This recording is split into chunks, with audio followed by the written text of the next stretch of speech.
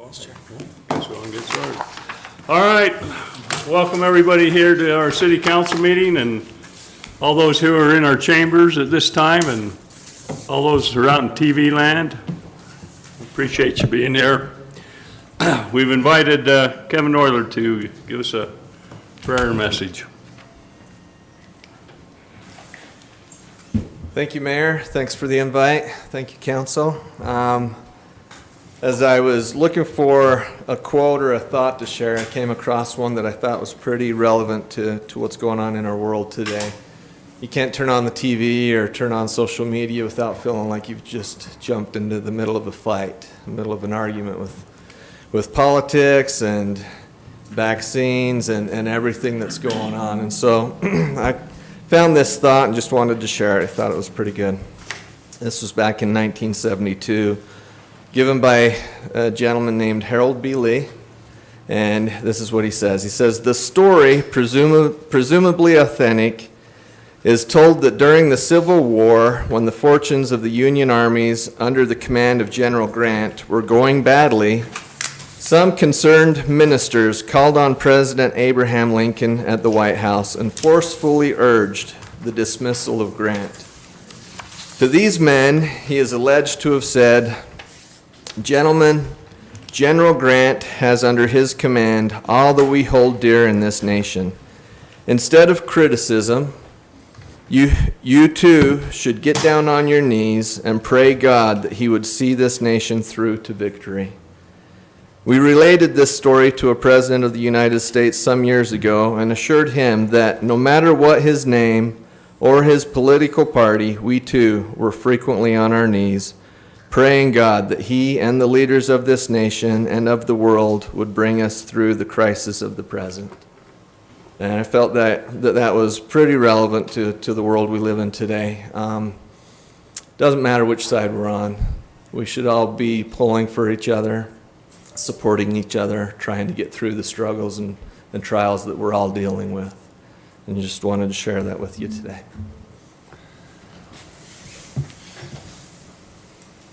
Our Father in heaven, we give thanks this night for the opportunity that we have to be here in council chambers, and grateful for this beautiful city that we live in. We're thankful for the nation that we live in, the freedoms that we enjoy. Grateful to have the many blessings that we do, and help us to recognize the many ways that we've been blessed from Thee. We ask at this time a blessing on the mayor and our city council as they discuss the needs and issues of our city, that they can be guided to make the correct decisions. Bless our leaders throughout the country, that they can turn to Thee for guidance and direction. We're grateful for our Savior, Jesus Christ, and we say these things in His name, Jesus Christ. Amen. Amen. Thank you. I've asked Council Member Beck to lead us in the Pledge of Allegiance. Please rise and repeat the pledge after me. I pledge allegiance to the flag of the United States of America and to the republic for which it stands, one nation, under God, indivisible, with liberty and justice for all. Thank you. Thank you. All right. All right, now comes one of our favorite things to do. We have a brand new officer that we'd like to have a ceremonial oath of office. So if you don't want to come up here, Benjamin, and you're going to have to tell me your last name. Pronounce it, because I'm not even going to attempt it. Bessendorfer, Mayor. I'll take your word for it. Mayor and Council, Ben Bessendorf is our newest officer. We're glad to have him. He born and raised here in Spanish Fork, graduated from Maple Mountain High School, served 6 years in the Utah National Guard. And so we've been recently working with West Jordan, and we're about 5 years, and we're glad to have him with us as part of our team on our department. So we're here to have him take the oath of office. Great. I'm going to stand right there. All right. Just repeat after me. You can do that. You can. Go right ahead. I do solemnly swear that I will support I do solemnly swear that I will support, obey, and defend the Constitution of the United States obey, and defend the Constitution of the United States and the Constitution of the State of Utah, and the Constitution of the State of Utah, and that I will discharge the duties of my office with fidelity. and I will discharge the duties of my office with fidelity. You did it. Boy, that was hard to say.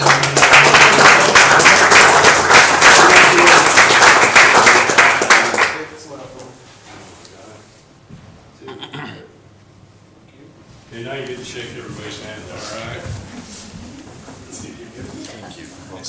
Welcome, Ben. Welcome home.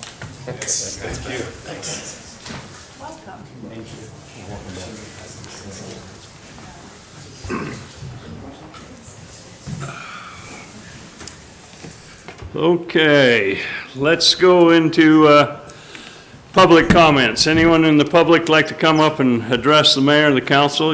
Feel free to come up. Everybody's leaving. Can you believe that? That's great. All right. Then let's go to Wendy Osborne. Come on up, and she's got a little report. Always happens. First off, I would like to say thank you. Thank you, Mayor, council members, our city staff, and our community. A few weeks ago, it's kind of funny what Kevin said. I was online and I was looking at a few things. I don't go there often, but it made me sad, made my heart sad. And I walk around Spanish Fork with immense gratitude for the city that I get to live in.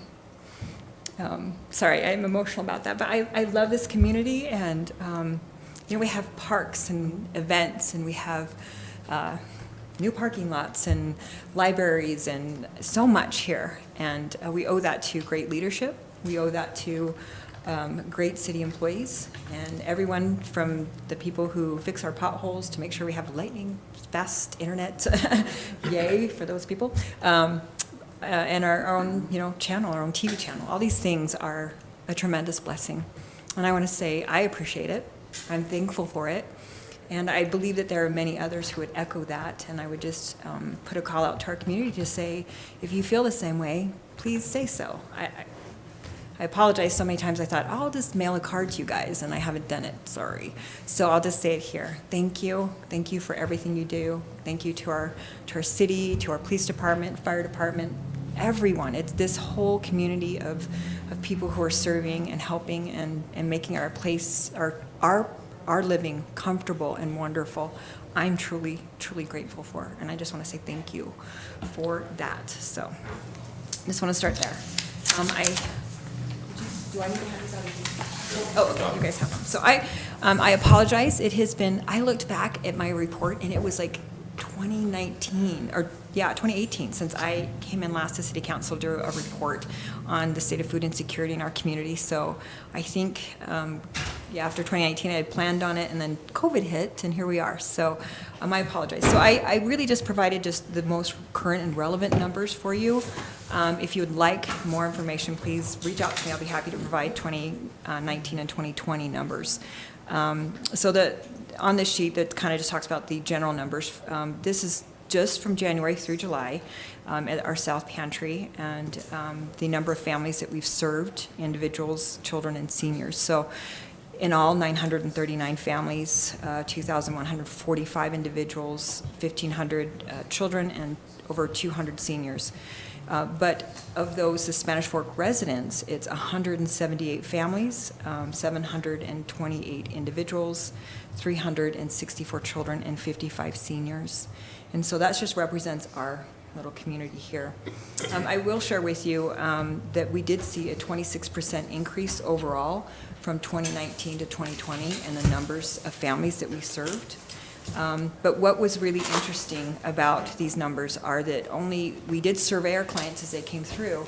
Surprisingly, only 30% of those families, new families coming in, identified COVID as the root cause for their food insecurity, which leaves me with a question.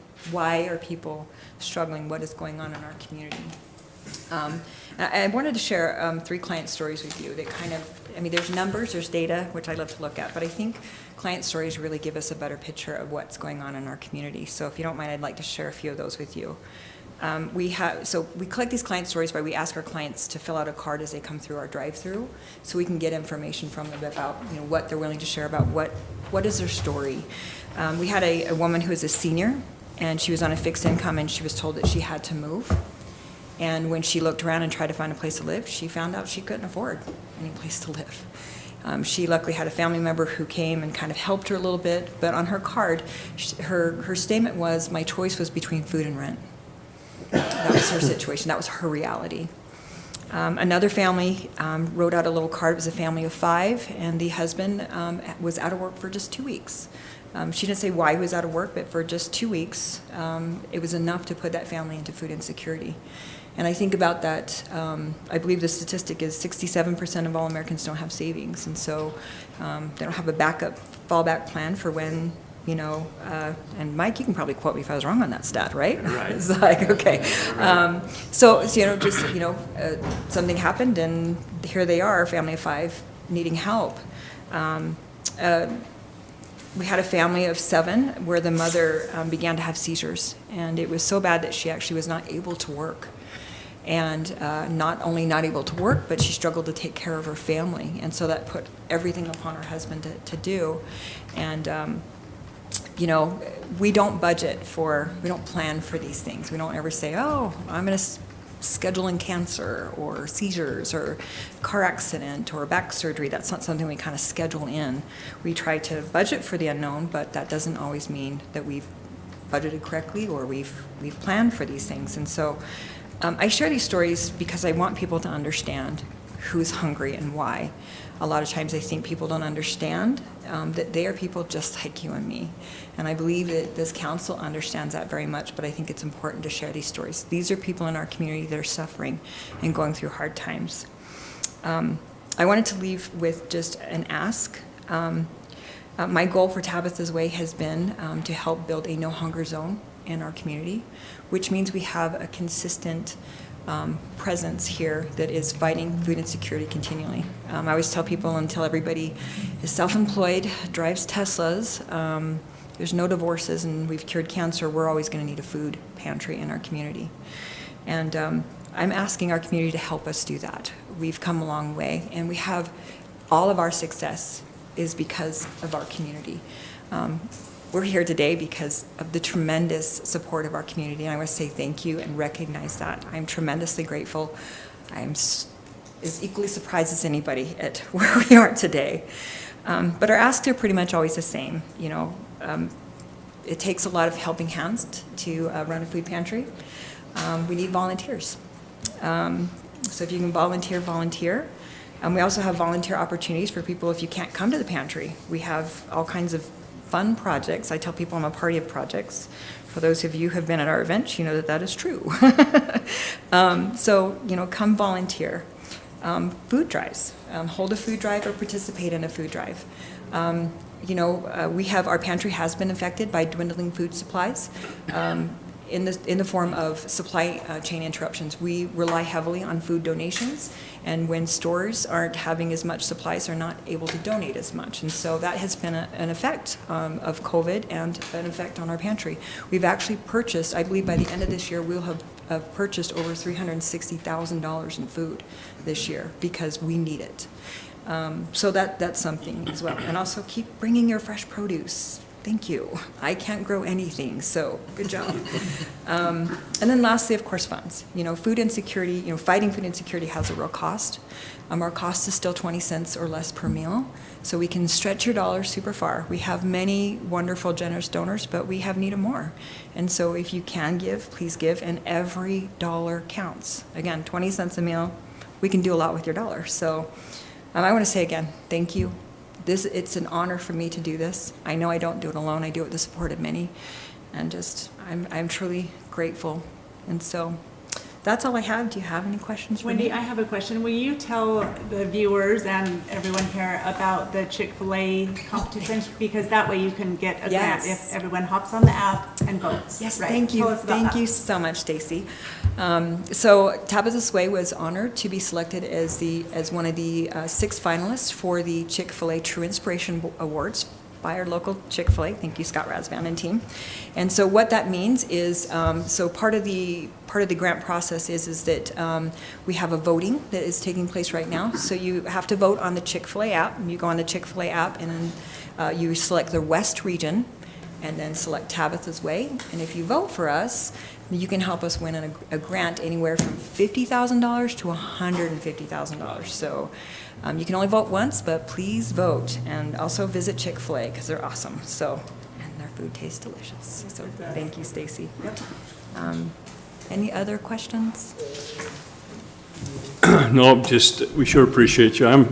Remember the first time I met you at the Rotary meeting, and you came and you were just getting ready to start your business, and so it's been really fun to watch how you've grown and what you've done for the community, and we're blessed to have you in our community, and I want you to know that, and thank you for what you do. Thank you, Mayor. Again, I think our building and what we are today is a testament of our community. Yeah. So, again, honored to do it. So I'll do it as long as you let me. Thank you, Wendy. Thank you. Thanks, Wendy. Have a good one. Okay, let's go to council comments. Councilman Gordon. Nothing for me tonight, Mayor. Councilman Mendenhall. Thank you, Mayor.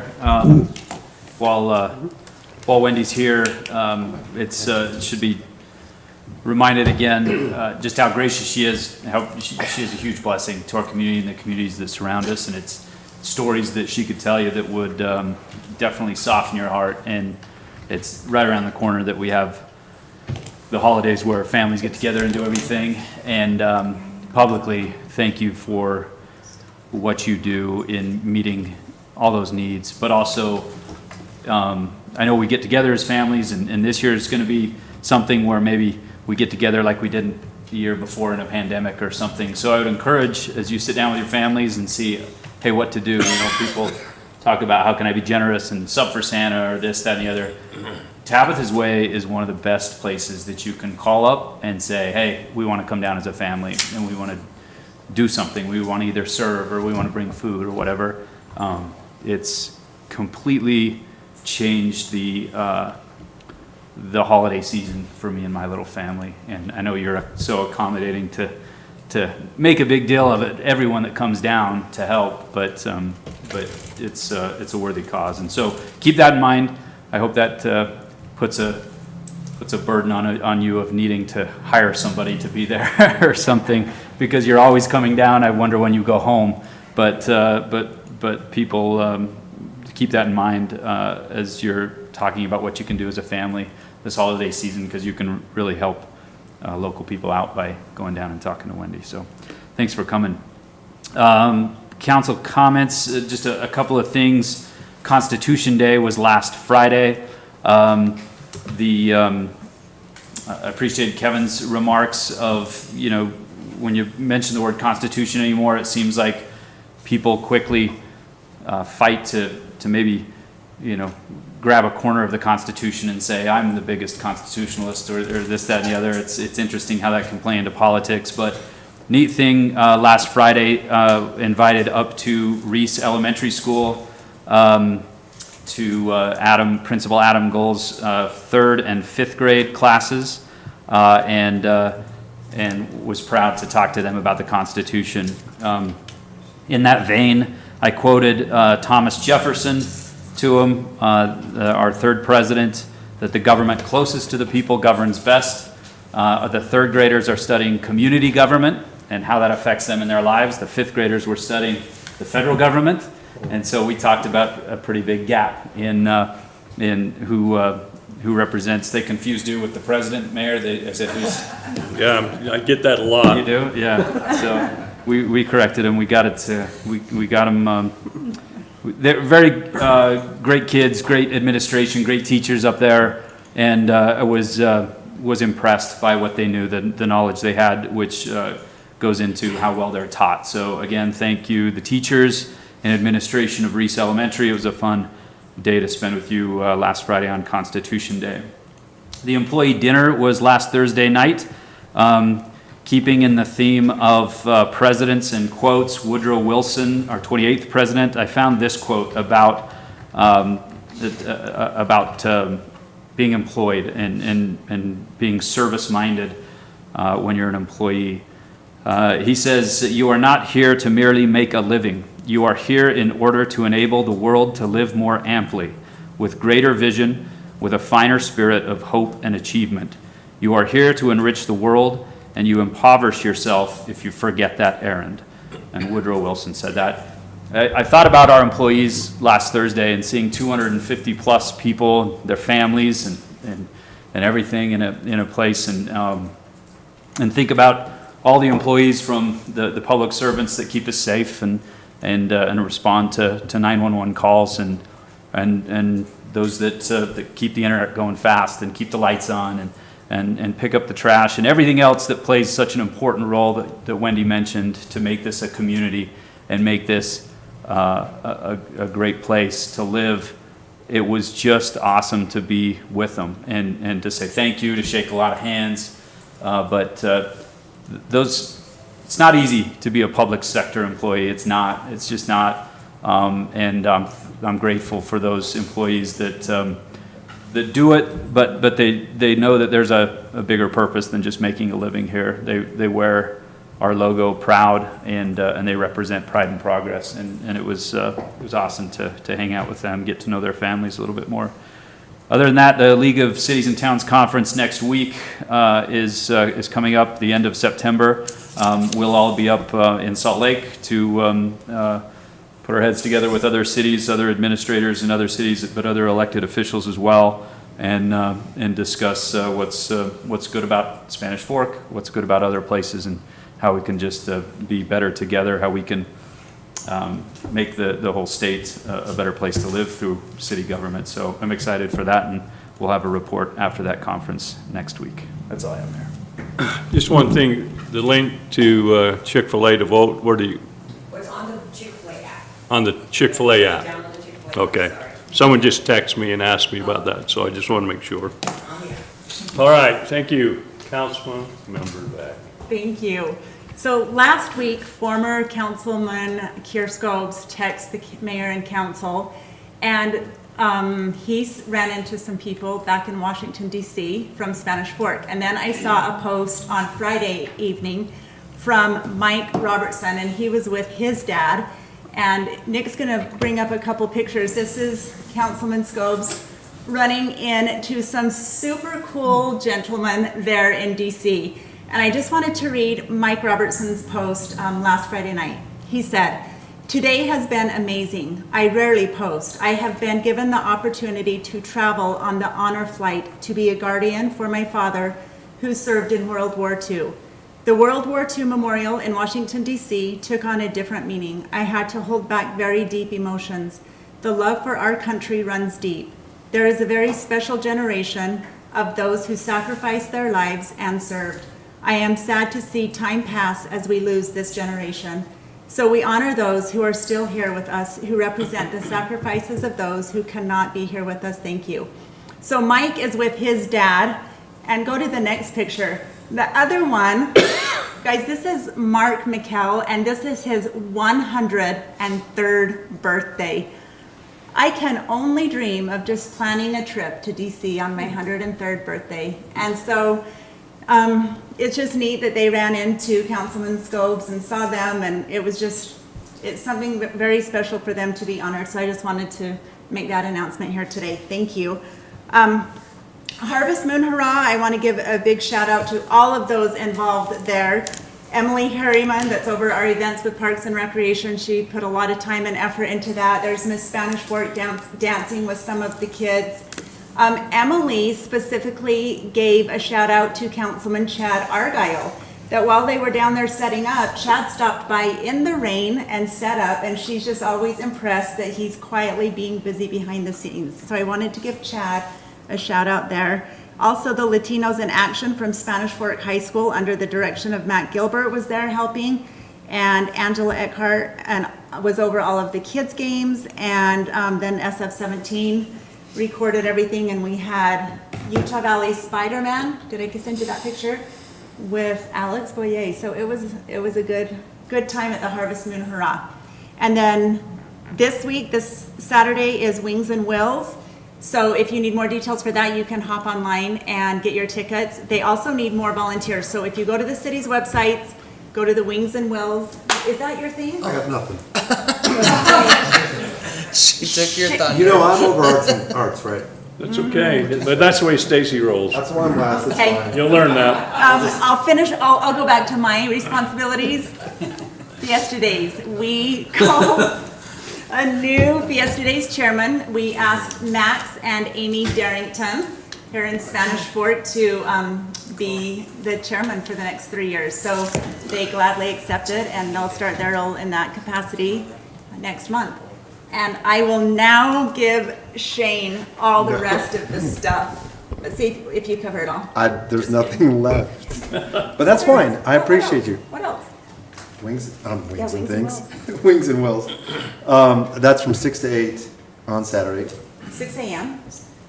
8 to 6. Did I say Thank 6 you. to 8? I See, did. you need me. I do. It is from 8 a.m. to 6 p.m. at the airport. Everyone should come. It's going to be a good time. Mayor, I'm assuming I can go. Is that all right? Yes. I did not- Anytime that Stacy's turned it over to you, I just back just off, go? you know, and say, yes, Okay. Stacy, All right, take appreciate over. it. She takes it all over. On the Harvest Moon Hurrah, I think we need to actually acknowledge Angela Eckhart. She was the chair of it. She did an incredible job. They pulled it off really well. It was a good time. I wish I could have been there more, but it was the parts that I were there were wonderful. I want to thank Kevin for coming tonight and giving the message. He did a great job, and I'm glad to have him here.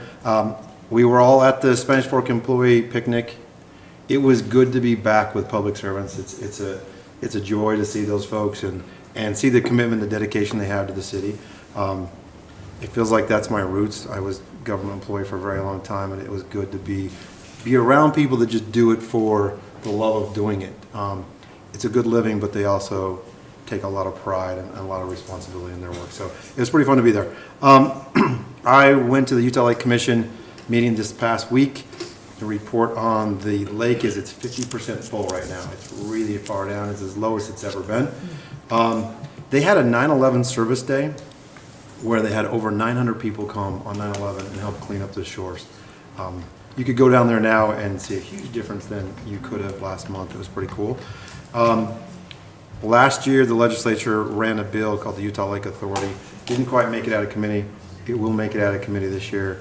That bill should be available for us to review by the end of this month, by the end of October, I guess.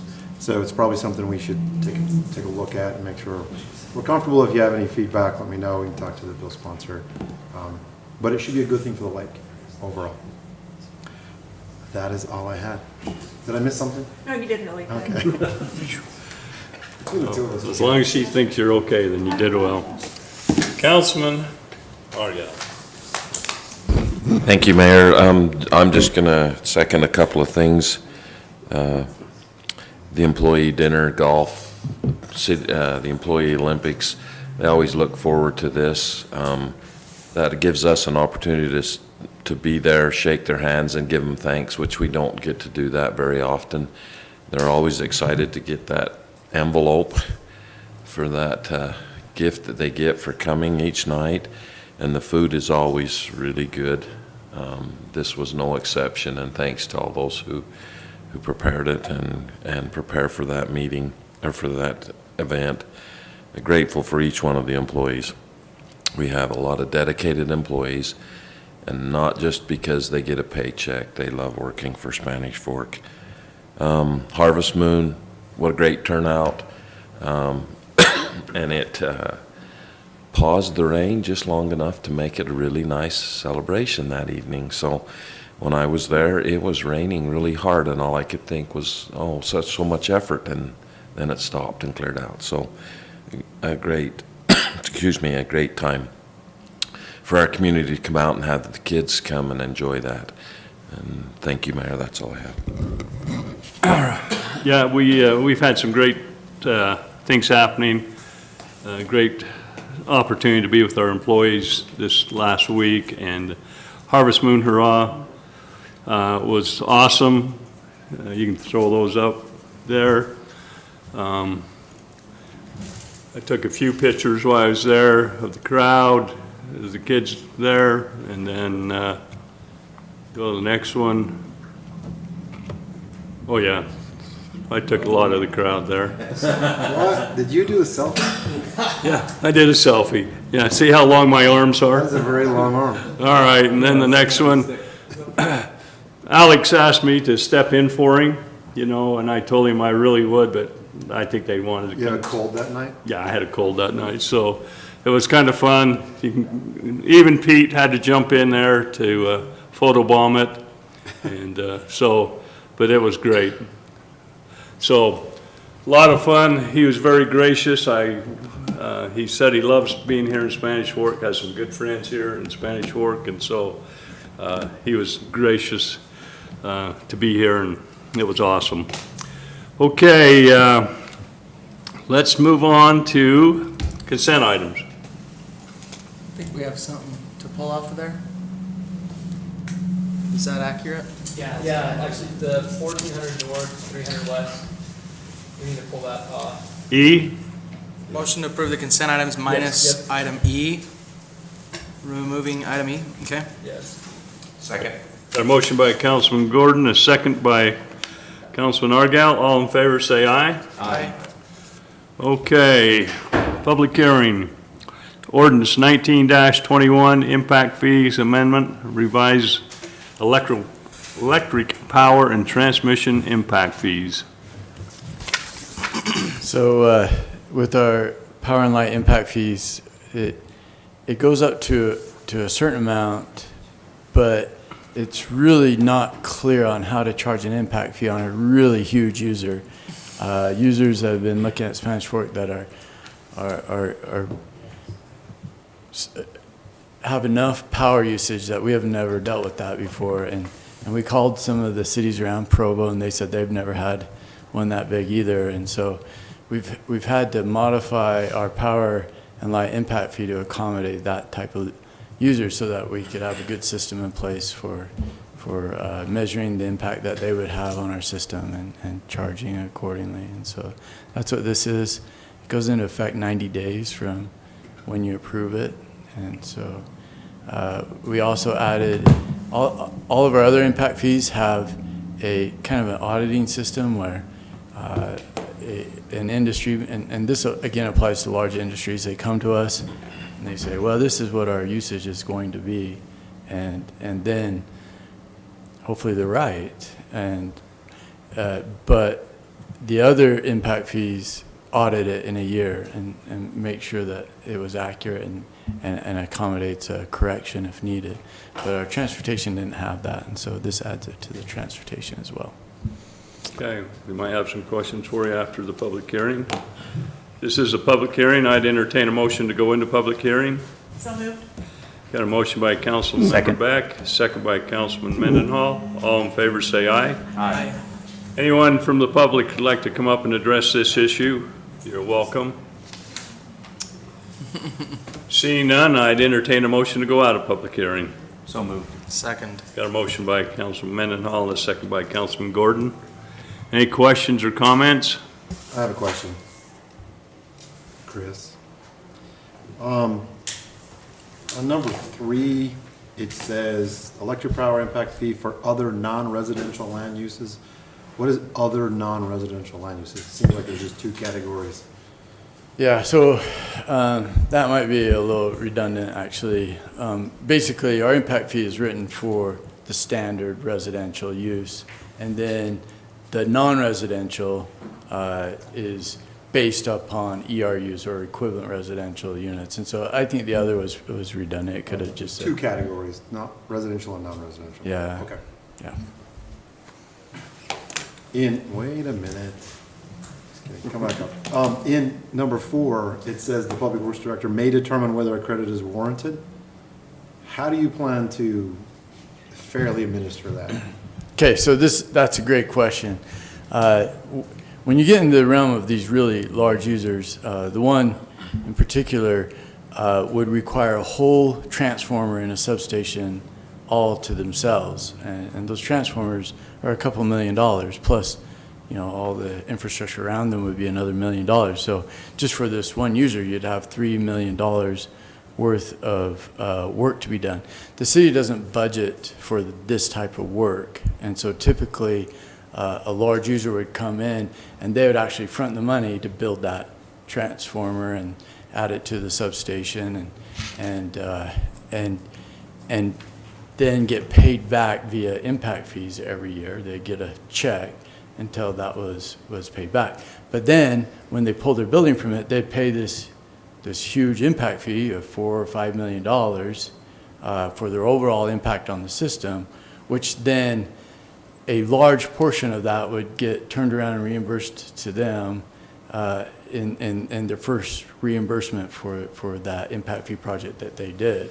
And so what we thought, in order to make it so it wasn't discouraging these type of industries from coming to Spanish Fork, what we would do is we would go ahead, calculate roughly what that might be and give them a credit on the impact fee and just make sure it balanced out so it's fair to all the rest of the people, but give that credit ahead of time so that it wasn't hitting them really hard and then they'd wait a few months and get it paid back. Okay. One last one.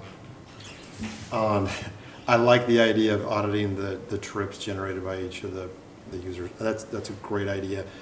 Does that require more resources on your part to administer that on an annual basis? It's really interesting.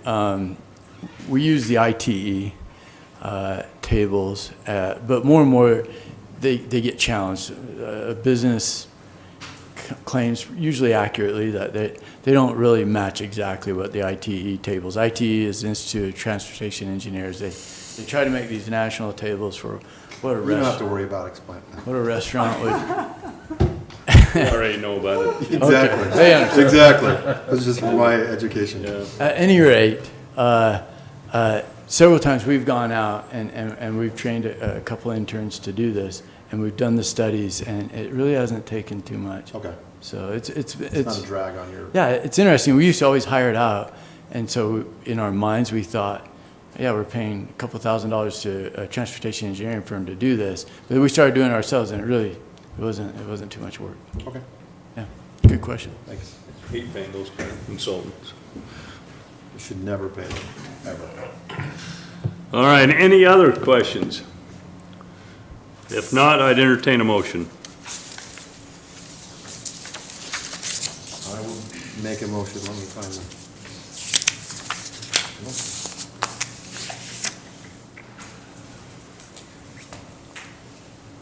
I move to approve ordinance 1921, impact fee adjustment amendment revising electric power and transportation impact fees with the addition of striking the word other in the third section. Got a motion by Councilman Marshall, Second. second by Councilman Mendenhall. This will be a roll call vote. Councilman Argal. Aye. Councilmember Beck. Aye. Councilman Gordon. Aye. Councilman Mendenhall. Aye. Councilman Marshall. Aye. Passes. All right, ordinance 18-21, amending the Title 15 land use of the Spanish Fork Municipal Code relating to screening for outdoor storage. Mr. Mayor, thank you. This was presented in a public hearing, was held in your last meeting. In short, this would allow for a different type of wall, a stackable block, really big, heavy concrete blocks to be used where screening is required for outdoor storage areas in the industrial 2 and 3 zones. This has been modified from what was presented 2 weeks ago to remove the stipulation that would have precluded the use of this wall in situations where the requirement is adjacent to a public street. So I think as proposed, this syncs up with the direction that we were given 2 weeks ago. I'd certainly be happy to answer any of Councilman Marshall's questions or any of the rest of you as well. I just have one. Well, hold it until after the public hearing. Not necessarily a public hearing on this, Mayor. We satisfied that in your Oh, last did meeting. we? You could take public Oh, comment. well, of then you course, can if ask your want. questions all you want. Oh, great. How do you define a stackable concrete block? I'm not trying to be like a smart aleck here. but Please don't. Literally, just by It way doesn't of the matter size. dictionary. Yeah, I mean, I think if it's, yeah, Any block, any size.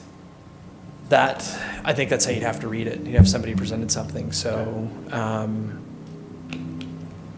I think I appreciate where you're coming from. If that's something that we maybe need to further tighten up, Like a 2x4. something like size that. block, rather than, little CMU ones that are 8-9 inches or something. Right. In this, Typically, the I smaller, know, but they're more in place, right? They're not that's the just difference, stacked. yeah. This is a dry stack. The particular, We get this about to them. yeah, the particular, I'd say product that we're talking about, they're typically about 24 inches deep and in excess, I think, of 36 inches long. Sounds like you defined it. but do you want that definitive in there, or do you want it to be approved every time they submit plans? Because I think I mean, that would be fine too. I'm fine with that. if that's your answer to him, then To keep it a little bit looser, yeah. But you approve it. To leave it up to a particular Yeah, individual's discretion maybe as to whether or not it conforms. Well, not there to, but wouldn't you guys have to see it? Wouldn't someone have to see it in a site plan approval of Yep. what those dimensions are?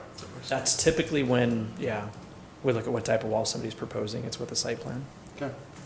If you have an avenue to say, yes, that's what we're thinking about, that's fine. I didn't see one. I think you've got that discretion, don't we? The same way we do with the masonry wall, they have to show what masonry wall they're doing, and then we approve it or not. And what Councilman Marshall's worried about is somebody bringing in something that you have to say yes to. That we don't Am I want to. totally right? Am I totally right? You're totally right. Saying what that? Don't do that. Yeah, thanks, Shane. It's kind of like when Chris said you asked a good question, anyway, same thing. So that's really where Shane's going with that. Yeah, and Well, I mean, there's a consistency issue. There's a, will it work? We don't want any stackable wall. We went from, well, you described, I think, well, I am comfortable with 2x3. That makes sense to me. Something smaller than that may not, so some So- boundaries around it might be. if you're comfortable as the council with this, I guess my suggestion would be that we go as far as, with this type of wall, to do what we've done with the types of walls that you see built along public rights of way in the community and around storage yards and other parts of the community, where we have photographs of the type of walls with the type of pattern and so forth that we want to see constructed. Those are included in our construction standards. And I think that helps us zero in on a type and a look and a general method of construction without necessarily identifying a particular model type vendor and that sort of a thing.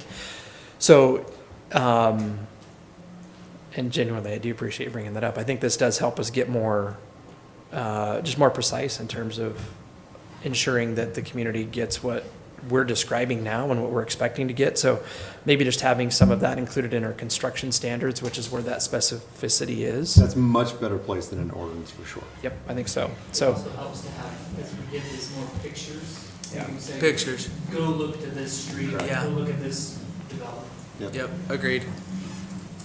So can we put that in the motion? certainly, yeah, which I would take just as direction to staff to include specific detail in the construction standards. Okay. Any other questions or comments? Then I would entertain a motion.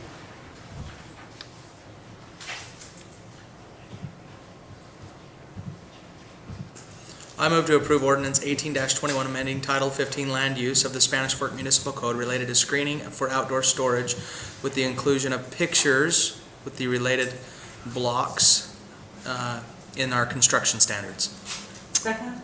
A motion by Councilman Gordon, a second by Councilmember Beck. This will be a roll call vote. Councilmember Beck. Aye. Councilman Gordon. Aye. Councilman Marshall. Aye. Councilman Mendenhall. Aye. Councilman Argal. Aye. Okay, new business. River Bottoms TDR video presentation. Once again, Mayor, thank you. We're going to forego the video presentation tonight. We did that Thank you. in a different recent meeting. Incidentally, for anybody that has the itch and wants to see the video again, it's on the city's website. Nick, maybe if you can just pull up the webpage that we've put together for the river bottoms. And this has really become kind of our repository for any documents or material that we're trying to push out for the public to be able to view, just to keep up to speed on what we're discussing as staff, with the community, with you as elected officials, with the planning commission and so forth, in terms of what is being proposed for the river bottoms. And of course, we've been talking most recently about a transferable development rights program. And that's really exactly what we're here to talk about tonight. But this webpage is devoted specifically to that purpose. And in as much as this is a work in progress, and that is something that I feel like overstate tonight, that this is a work in progress. And before I end, I'll touch on a couple of specific details that I think we absolutely need to talk through more between us as staff and you as the council and get additional direction on, that I think will result in some changes to what we are presenting tonight. Again, draft, work in progress and so forth. And I want to emphasize that largely with the idea that no public hearings have been held.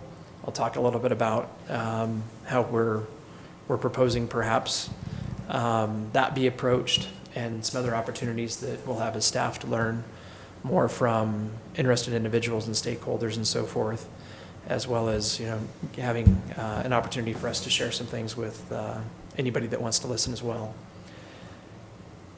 So really tonight, I think as much as anything, we're presenting a draft document that, in my view, and I appreciate Mr. Perrin's really helping me to see it this way.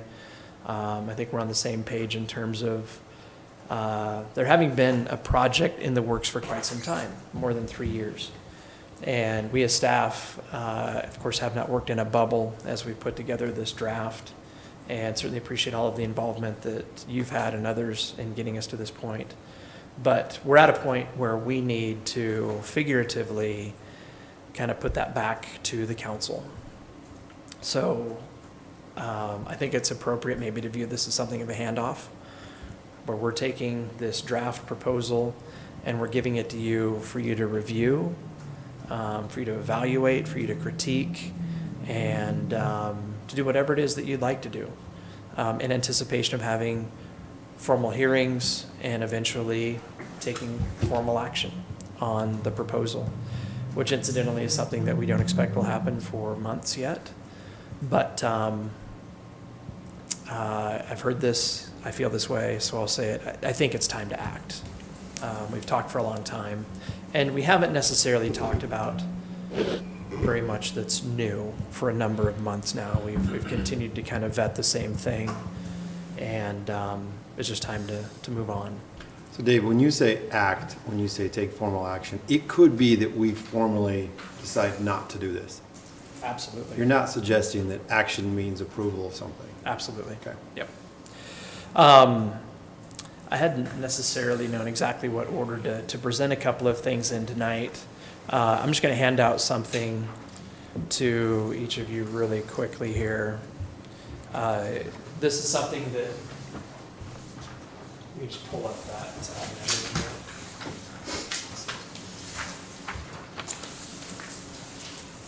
I don't want to spend a lot of time on this, but yet it's really, really important.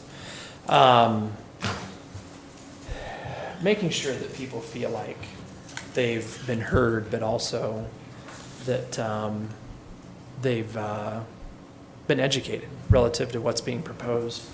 I don't think there's anything more important at this point that we can do than those two things, to listen and to continue to make sure that people understand exactly what is being proposed. And a big part of that, I think, as well, is why it's being proposed. So to that extent, Myself and some others will make ourselves available for several hours here into this month and into October.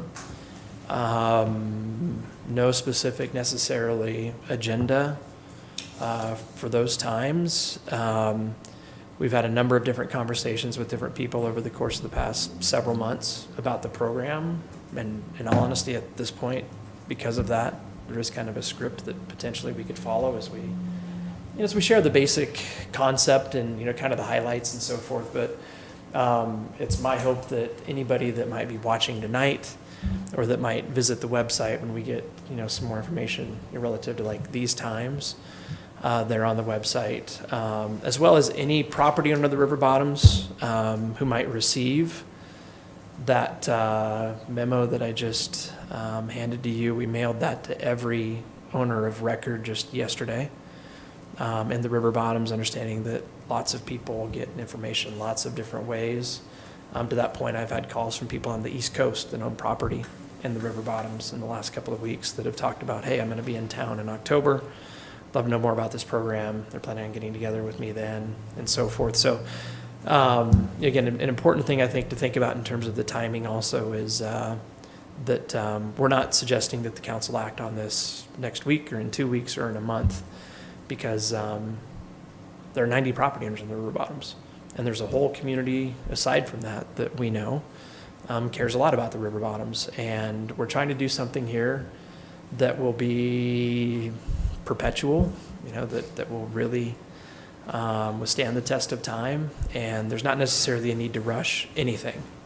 There's a need to move forward, but not necessarily a need to rush. That's my opinion. So just kind of by way of next steps, one thing that we mentioned here, in addition to those times when people can just come in and share their thoughts and listen, we do expect to have a public hearing of some type, probably in November. Doing that doesn't necessarily bring a process to a close.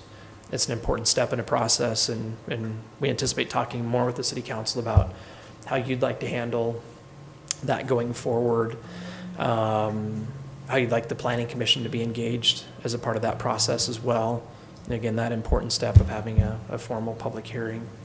Not just to speak for myself, but I think several of us feel like this is the type of project where probably we go out of the norm to where we expect people to come to this podium in this room, to share their thoughts in 3 minutes and that type of a thing. And we anticipate bringing back maybe some suggestions on how that could be handled for you to consider here in the next few weeks. Once we have that dialed in, then we'll follow up with property owners in the river bottoms once again to make sure they know what that process looks like, at least that piece of it. Mr. Porter's great at helping us get the word out. We'll do our best to share everything we can about that step with the whole community as well.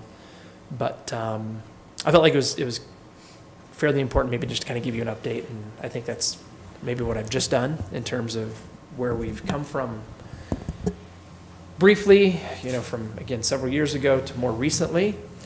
But the main event really is a document that we just finally worked out a couple of bugs on. It's a draft document. I really appreciate our city attorney, Juan Piquel, in helping us get this in the form that it's in. And yet again, it's a draft. We know that changes will happen. Nick, do you mind going ahead and opening that up real quick? This is the legal document that probably hand in glove with some changes that we'd make to the general plan as well would put what we've been talking about into play. This is the draft ordinance with draft exhibits en masse. It's intact. It's not lengthy. That's the result of a lot of different things, including us really being, I'd say, very, very focused on trying to make this as simple and straightforward as we can.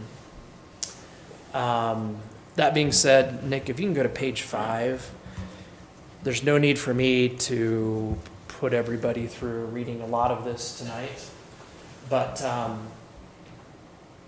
I mentioned something to this effect a minute ago, and I'm going to really stress it now. I don't think that there probably is anything that I've worked on or that I would work on, I can see happening in the future, in terms of future land use regulation, that type of a thing, where a community's intentions matter as much as they do with this. I think that's critical, and I think if everybody understands what Spanish Fork City is trying to do with this, and if ultimately the council's intentions with adopting a program align with the broader community's intentions, then I think we will have gotten to something that can work. I really, really do. So I want to take just a quick minute to read a paragraph. It's there under 15.3.2080. This is page 5 of the draft ordinance. This district is intended to preserve the area known as the river bottoms as agricultural land and perpetual open space. This goal will be achieved as development activity in the river bottoms is limited. In order to limit development in the river bottoms without unduly limiting the monetary value of properties in the river bottoms, a transfer of development rights or TDR program has been established. This TDR program creates development rights and allows for the transfer of development rights in accordance with provisions contained in this overlay. These provisions are not intended to increase development throughout the city, but rather to shift existing development potential or rights to areas that are more appropriate for residential development. I think that's a really good summary of what we're trying to do and how we're trying to do it. Preserve an area without adversely impacting the people that own property in that area, and to direct growth, to manage growth in a manner that's consistent with your goals and your policies for the community. That's really what this is all about. So again, in as much as we view this as a handoff, there it is, the document on the website. We will be circling back periodically with you over the course of the next several weeks and months. Before I sign off, there are a couple of other things that I want to touch on really, really quick. Nick, if you can go back to that web page and just go to the TDR program. Yeah. I think everybody in this room has seen this a few times. So I just want to touch on a couple of highlights here. Nick, if you can go down, for example, first of all, to slide number 4. And if I'm happy to spend as much time on this as you guys want, I really am. But I'm going to start by hitting on what I think are the highlights. Not just highlights, but this is what we think gives this program the best chance of working. That participation in the program is voluntary. That the market forces of defining price and ultimately demand and scarcity and things like that are what drive people participating in the program. That there are ample opportunities outside of the river bottoms for development rights to be used, which in theory creates the demand for people to go to river bottoms property owners and to say, hey, let's make a deal. I want to buy your development rights. And then lastly, and I think there have been some conversations recently about what the future of the river bottom should be. Agricultural land, natural open space, manicured park space, maybe a combination of all of the above, but in any event, having provisions that contemplate what that should be and how to make it work well for a very, very long time. Those are things that we found to be best practices in other programs. They're successful programs from around the country, and that's largely why we've identified those just 4 things as guiding principles for us with what we're talking about tonight. If you can go down now, Nick, to slide number 7 as well. There are some other things that we think require particular attention. You'll see there's some overlap here. For example, we know that there are people that have owned property in the river bottoms for a really, really long time that have anticipated, for example, constructing a home, home for a particular family member, maybe a home that would be used by extended family and that type of a thing. So preserving some things that we think should be valued, or maybe not to say valued, but that should be respected as a right that a property owner would have. Allowing somebody to build a home on an existing parcel, particularly somebody, at least as you'll see, we spell it out in the draft, if property's been in the same family for more than one generation. that they would be given some special consideration that perhaps others wouldn't be given. People that maybe bought property with different expectations or intentions or that type of a thing. We think accounting for those types of desires that families in the river bottoms have or may have just makes sense. It's the right thing to do, and in as much as those types of desires can be accommodated while the overarching goal of preserving the river bottoms and limiting change in the river bottoms can be reached, we think those goals align very, very well. I've talked already about necessary things to help people that want to continue to operate working farms in the river bottoms to be able to do that for quite some time. In my experience, there's no more effective way to do that than to keep houses away from people that are trying to cut hay late at night, to raise livestock, et cetera, et cetera, et cetera. So I think there is something to be said just for this much broader goal of limiting change in the river bottoms being one of the better things that can be done to help people that might want to continue to farm in the river bottoms to be able to do that.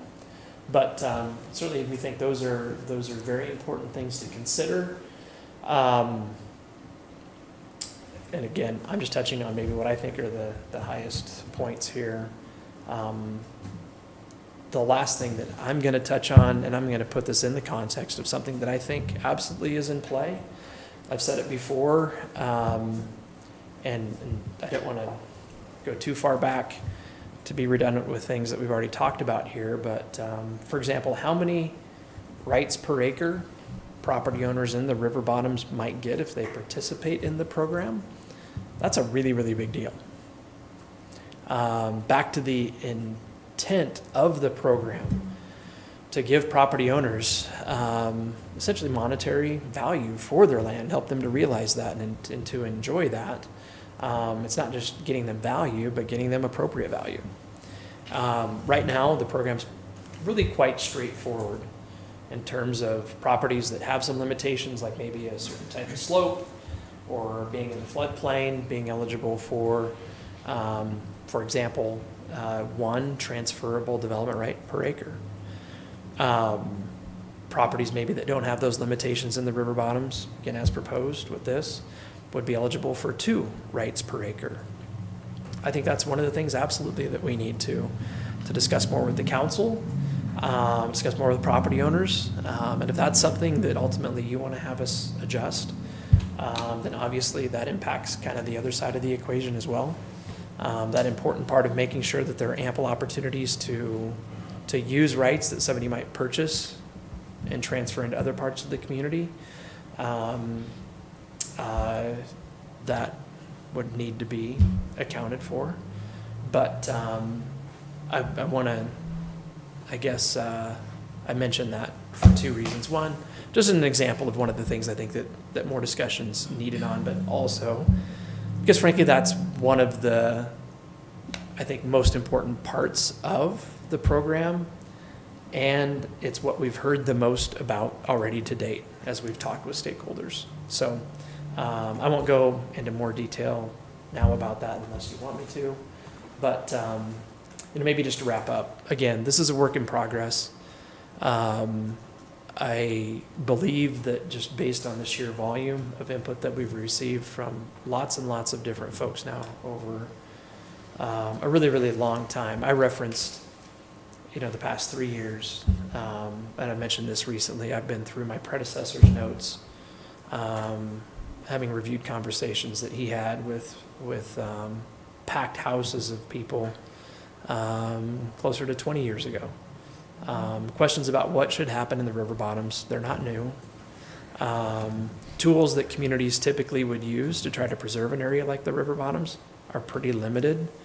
This is I believe, a very viable tool. And I absolutely personally believe that if a council doesn't at some point in time clearly define their expectations for the river bottoms long term, and if those expectations happen to be to try to limit change there, then at some point in time, might be 5, might be 10, might be more decades than one down the road, you'd likely see change in the river bottoms that would be consistent with what we've seen in other parts of Utah County. So simply put, this is a way potentially to treat this area differently than other parts of this community. And we hope certainly that the draft that we're delivering syncs up with what the council's expected to see at this point. And as always, we're at your disposal anytime you want to talk about this, and would love to start making notes on any suggestions or concerns that you have. And we'll be doing that absolutely with people as we meet with them over the course of the next several weeks and months and so forth. No, thank you, Dave. Appreciate that. Okay, let's move on to Resolution 2120, granting the Public Works Director authority to sign railroad permits, applications, and agreements.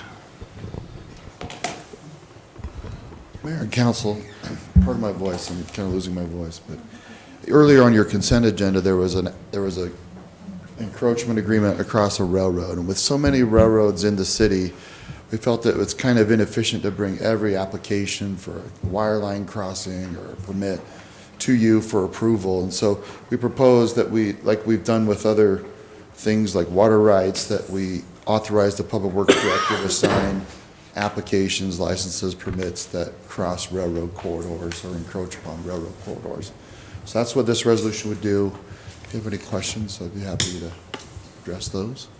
He's just gonna sign the one for Spanish Fork Parkway, right? And soon. Hopefully so. Any other questions? If not, I'd entertain a motion. I move to approve Resolution 2120, granting the Public Works Director authority to sign railroad permits, applications, and agreements. Got a motion by Councilmember Beck, Second. second by Councilman Argal. This will be a roll call vote. Councilman Gordon. Aye. Councilman Marshall. Aye. Councilman Mendenhall. Aye. Councilmember Argal.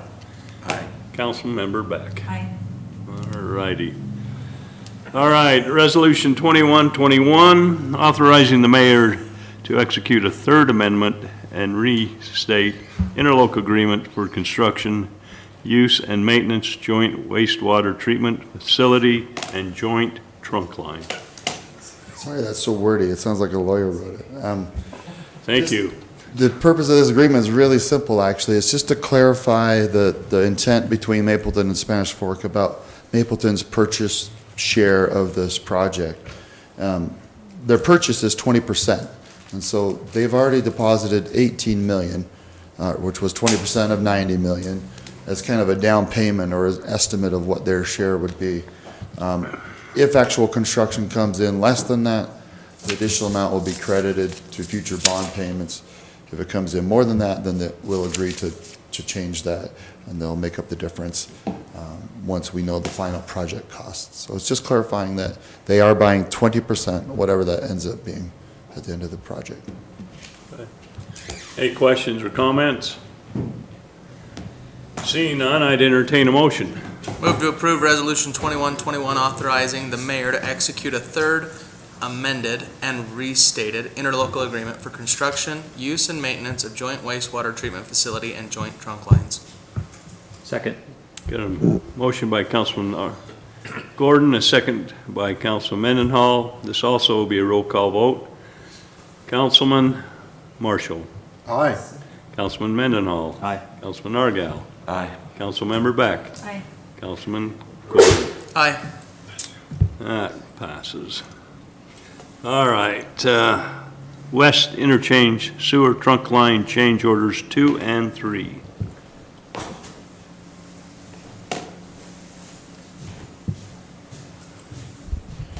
Okay, several of the fields that we're going through with this sewer trunk line are being used for grazing cattle, and when we plant it back with pasture grass, it takes a little bit of time for that pasture grass to take. And so we found that we've needed to put fencing up to protect that from the grazing around it. And so the first change orders for that. The second one is the chocolate pudding type soils that they're digging in. It looks like they're gonna have to go another foot or two to stabilize a lot of the areas along the trench. We're actually working on some experimenting with some chunks of sidewalk to stabilize down below, which we did on a storm drain project along I-15 successfully. And so if that works, it'll probably be a bit less than this, but this is kind of the worst case scenario on stabilizing the trench. So it's a line item price. We're just adding to it because we have to stabilize the bottom of that trench so the sewer stays at grade. So, But the fence, they went lump sum. Why did they not do a linear? well, we're through all these fields, so we kind of know all the distances. So we just lumped all the mobilization and feeds and everything all in one, and so it's just to fix all the fields that were in pasture grass. So it's I like water. linear a lot better too. So, Okay. but Is it like panels? Are you doing panels, or are you putting no, up just barbed field wire? fence. Field fence? Yeah, just the netting and then three Stack strands. block. Oh boy, as defined by the As dictionary. defined by the construction standard. Colored a certain way. We're using old sidewalk to put in the ground So- underneath there? So several years back, maybe 12 or 15 years back, we did a big storm drain trunk line along I-15, just on this side of I-15. But we came into some similar materials, and we were able to take 2 to 3 foot chunks of old sidewalk and throw them in the bottom of the trench, and then put the gravel on top of that to bed on. It worked pretty well.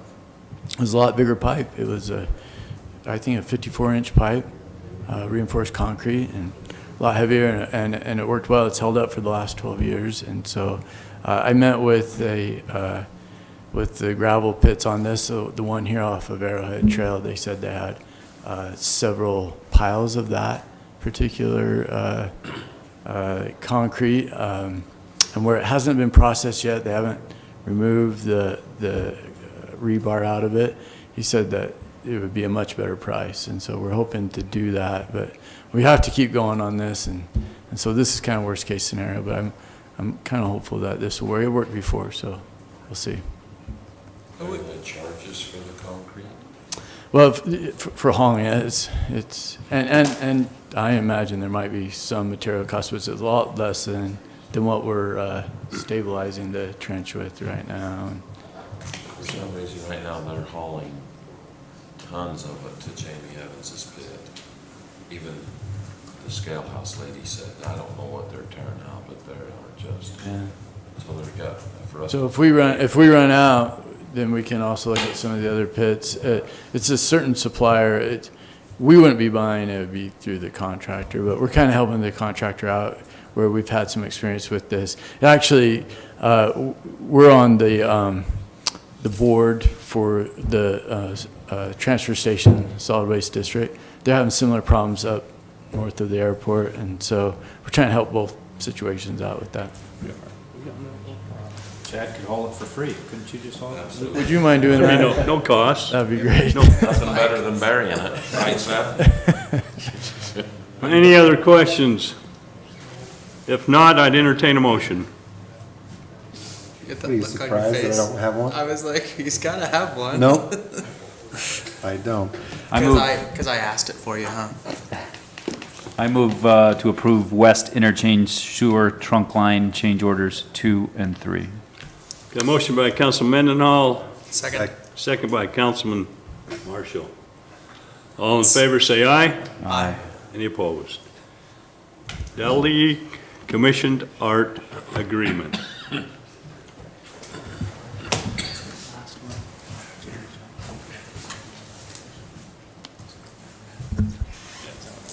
Thank you, Mayor. This agreement with Dowdle, Eric Dowdle, is an artist. You might recognize some of his work. It's a folk art. It's very distinctive art. And this is a piece that they did for Pleasant Grove City just this last summer. And so if you recall, in July, we presented this idea of commissioning a piece of art to you. Received the direction to move forward, look into it, and so that's what we've done, and now bringing back this agreement to you. After that direction, we formed a working group with a couple of employees, including some much smarter and longer tenured than myself, to help with this project and process. And now have this agreement, the timeline to get this done by Fiesta days, which is kind of which is the goal, to have these puzzles done in July for Fiesta days. We'll need to give a list to Dowdle of the things that we must have in the artwork. It takes about 6 months to create that, and then 2 to 3 to create the puzzles. So maybe more known than the artwork is the actual Dowdle puzzles. Many of us probably have those at our homes. And being able to do the puzzles is how we fund this project. So the highlights of the agreement includes a cost of the 22 by 28 acrylic painting of $40,000. And then purchasing 6,000 puzzles for $51,000 total. They're $8.50 each. And then what that gives us is exclusive marketing and distribution rights for what's in the agreement is a period of 36 months, which will allow us to purchase these puzzles wholesale and then sell them to residents, businesses, anyone that wants to buy those. So the committee has discussed a couple of different price points, and would love your feedback on this. If we sold them at $25 a piece, we'd need to sell just over $3,600. If we sold them at $20 a piece, 4,550 puzzles to break even, and any over that would be above and beyond the costs of this project. And in talking with Pleasant Grove, who did this recently, they ordered a first batch of 3,000 puzzles. They sold out of those very quickly and have already pre-sold half of their next batch. So we're fairly confident that we'll be able to market and sell these to our residents. I think it was 20, but I will double check with Mr. Darrington over in Pleasant Grove. So Orem also did one a couple years back. Here's a picture of theirs, just for reference in the puzzle box. So it's an exciting project, and be happy to answer any other questions that you might have. I'd like to think. I think It's it'll be fun. fun. It's an amazing, did you have any other pictures from the day that we visited the Dowdle? I didn't. In I need to Linden. get those from Councilwoman Beck. I think she took the most. There were some. I have one of Tyler, but It's fascinating to see their workers. They took us back into their warehouse where they, just pallets and pallets of puzzles, and informed us that the number 3 commodity during COVID was puzzles, and behind toilet paper and water. And they sold almost all of their inventory. They like to keep like 160,000 puzzles in inventory, and they were down to. Toilet paper, water, Puzzles, yes. That's number 3. That's the order of importance. I'm not sure what the first 2 order was, Right. but either one. Wow. And- Water is always number 1. Well, Okay. regardless, puzzles was number 3, and it was fascinating to see their workers. They were working on quite a bit of Disney stuff. Very fascinating, wasn't it, to see yeah, the they had some very talented artists and very. specific detail they worked in. So this is really exciting, I think, to see this project. Yeah. It's fun. I think it'll go well. Nick, if we wanted to order some additional paint, if we wanted to order some additional prints, can we add them later? Or do we have to Yes, order yes, them? we can add them later, and I would suggest that. So, yeah, we can add those Right. at any time, prints large and small to. So once this is approved, then, So if you approve this, we'll include this amount in the budget revision in 2 weeks. okay, and then And- have we given them any stuff? We'll that we get them want their yet? list, like, our committee is meeting on Thursday. Then we'll get that And to we'll them have a list immediately. that can be to them shortly thereafter. Cool. All right, any other questions? Well, specifically the 20 versus 25, as a committee, we went back and forth quite a bit on that. If you buy a puzzle in their facility, Dowdle and Linden, they're $25. And so that was thrown out there at the $25 mark, but we're obviously not in this to make profit, but we do want to make our money back, so. Do they get to sell our puzzle? Or are we- After the exclusivity expires, so After 3 in years? 3 You years. can walk in there right You can now find and them at buy, Costco. buy all of theirs that, sorry to cut you off, but yeah, they have a showroom with everything from all around the world in Spanish Fork will be included in there. No, I'm just, so we get, oh, never mind. After our exclusivity. Read the bullet, Shane. Read the bullet. Gotcha. Yeah, so you can't buy the 3 Pleasant years. Grove puzzle at Dowdle. You have to buy that from Pleasant Grove. Gotcha.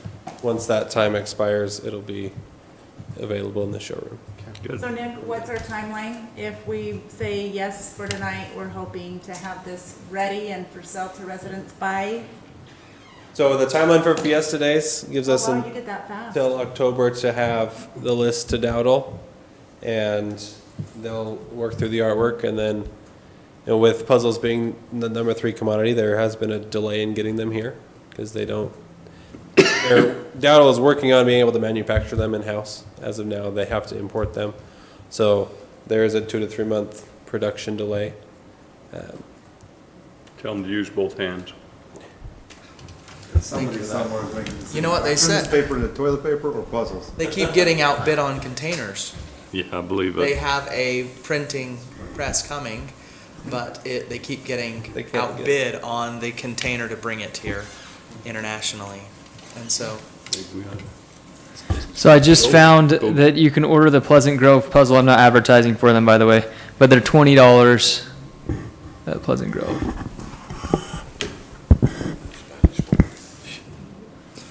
All right, any other questions? If not, I'd entertain a motion. do we need to specifically in the agreement say how much we want to sell? Oh, so. I move to approve the Dowdle Commissioned Art Agreement. Second. Got a motion by Councilman Gordon, a second by Councilmember Beck. All in favor, say aye. Aye. Any opposed? I move we go into closed session for reasonably imminent litigation and land transaction. Second. Got a motion by Councilman Gordon, a second by Councilman Mendenhall. All in favor, say aye. Aye. Any opposed? Thank you for everyone that was here.